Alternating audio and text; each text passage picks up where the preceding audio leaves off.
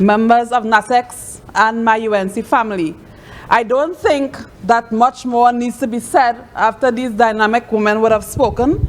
I think all I should say now is that we need to bring Kamala Sushila Prasad Bisesa back into government immediately.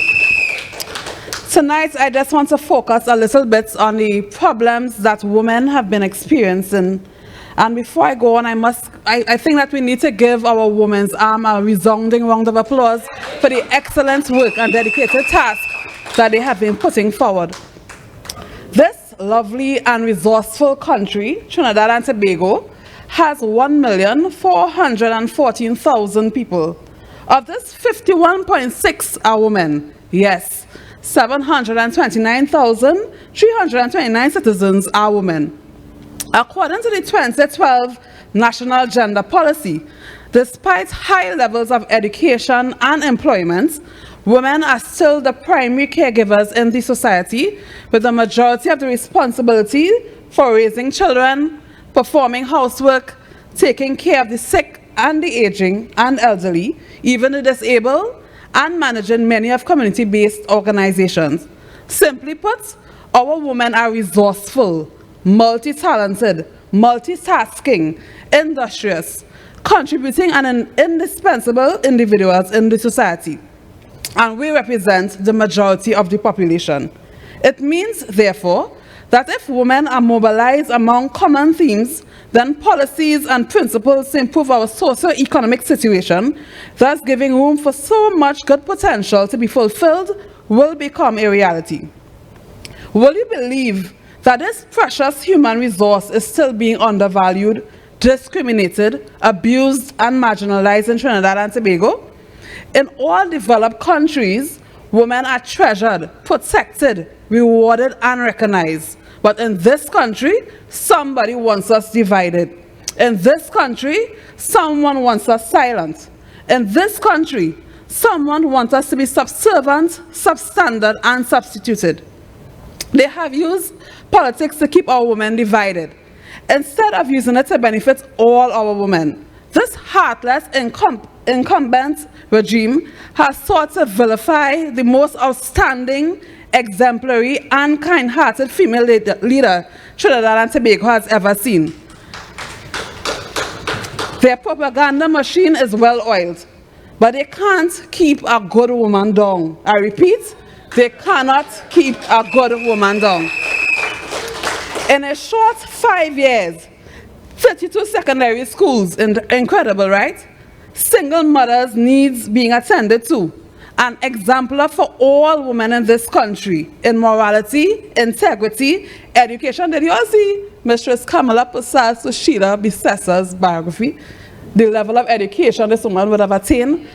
I'm not talking about somebody who will come up and say, I did geography and don't ask me them kind of questions. I'm talking about a woman who is dedicated, passionate, educated, full of wisdom, and this is exactly what Trinidad and Tobago needs. And I know my UNC family will agree that we are in desperate times, and this is our time, and we need Mistress Kamala Prasad Bisesa back in governance, because her professionalism is none to no other. Her tenacity and a voice for every single woman of this nation. We salute you again, Kamala Prasad Bisesa. You have done an excellent job and a great contribution to our country, Trinidad and Tobago. But there's a new wave racing towards the shore of corruption to wash away the perpetrators of this agony. A chorus of voices are singing a song of hope, and slowly but surely the nation is joining the refrain. I am very much certain that a lot of our left-footers and right-footers, they are ready to come home. I am certain that these PNM people would have recognized the errors that would have occurred in the general election 2020, and they're just a little shame, but give them some time, they will come home. Our women have felt the pain. Their sons are being lost to crime. Their daughters are the victims of rampant domestic violence and violence against women. Not one voice in government is being raised against this. This incompetent bunch of misfits are either clueless or careless and continue to feed off the fat of the land while we are being tortured and tormented by the evil they have unleashed. It's time for women to stand up for women. It's time for men to also stand up for women. It's time for everyone to take a stand. When women can be battered and bruised, enslaved and abused with no fear of justice, we know that this country has gone down a social and political precipice. No country can thrive when the blood of women are on the hands of its leaders. In 2017, 52 women were killed, with 43 of those murders being linked to domestic violence. And this is something that is very close to my heart. Being a survivor of domestic violence, I could tell you that much more needs to be done in this country. Of the 516 murders in 2018, 430 of them remain unsolved. 47 of these were women. According to the TTPS statistics, there were 352 rapes, incest and sexual offenses reported in 2019. The Trinidad and Tobago Police Service said of the 745 people reported missing for 2020, a staggering 416 of those are women and girls, which is more than half of the missing persons figure. The police said there was no confirmation as to how many of that number remains missing. Back then, Ayana Webster Roy said, over the years, the Gender Affairs Division had worked with the NGOs and the UN agencies to change the norms and stereotypes in an effort to modify behavior surrounding domestic violence. That's a lie. Webster Roy said for the next 3 years, the government plans to scale up all the activities in order to deliver on the goal of gender equality and the empowering of women and girls. That's also a lie. She said these included efforts to create the structures to support victims and perpetrators via policy and services. This was coupled with programs to build awareness on domestic violence and discuss the core issues driving such violence within families, such as unequal power in all its forms. Have you heard of these programs? I'm asking, have you heard of these programs? Have you heard of these structures and services? Well, whatever, Ayana. Since that, she has blamed COVID for the continuing spate of the violence against women. Back then, the Prime Minister blamed PH drivers who were not qualified to pick up people in their cars. Generalizing, trivializing, and misleading. And the UNC family, we are not surprised.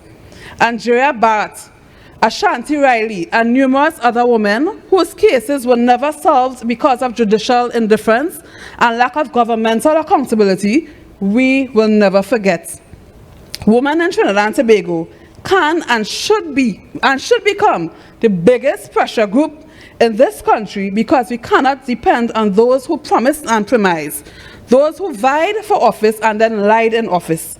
I challenge my colleagues and friends of a similar political and philosophical persuasion, those who see the need for the protection of women, the enforcement of our rights and our empowerment so that this society can be elevated and emulated. We have to reconsider the curriculum, how and what we teach. Reconsider who are our leaders. Reconsider everything we are doing and not doing, and what we are going to do with the ineffective, irresponsible group of jokes when and how it's going to be removed. Ladies and gentlemen, domestic violence and abuse of women in every form are cardinal sins.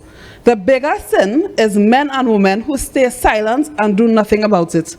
Any modern society which does not eliminate the unnecessary ills faced by its women and does not embrace the strengths of its women are operating in a failed and frail society. It's clear that Keith Christopher Rowley is threatened by our Kamala Prasad Bissessa. Let's put our heads and our hearts and our voices together. Let's make this work. According to the Black Stallion, we can make it if we try.